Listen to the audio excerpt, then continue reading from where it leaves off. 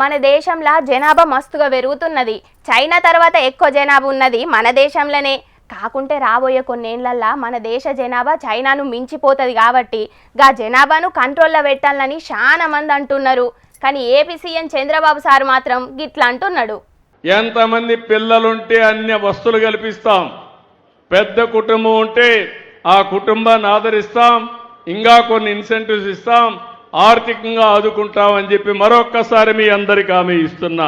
ఇన్నరానుల CM Chandrababu sir ఏమన్నాడు, ఎంత ఎక్కువ మంది పిల్లలుంటే సర్కారు అంత ఎక్కువ సాయం చేస్తుందట.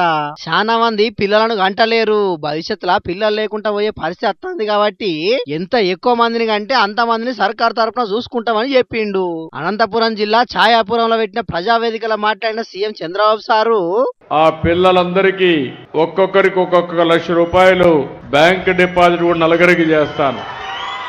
రేపు చదివించేటప్పుడు ₹15,000 కూడా వస్తుంది వాళ్ళకి, ఆ ఫ్యామిలీకి.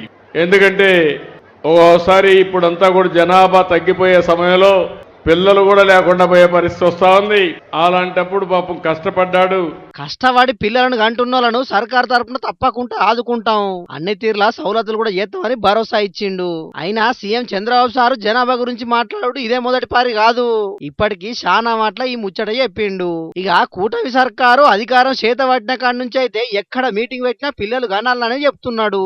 ఇదివరకు 3 వద్దు 2 ముద్దు అని ప్రచారం చేసిర్రు గాని ఇప్పుడు మాత్రం 4 కన్నా 5 కన్నా పర్వాలేదు, వాళ్ళందరికీ సర్కారే సౌలతి ఎత్తదని అంటున్నాడు సీఎం చంద్రబాబు సారు. మరిగా బాబు సారు మాటలిని రేపట్ల ఒక్కొక్కరు ఎంత మందిని కంటారో, ఏపీ జనాభా కడమ రాష్ట్రాల కంటే ఎంత ఎక్కువ పెరుగుతుందో ఏం కథనో చూడాలే మరి.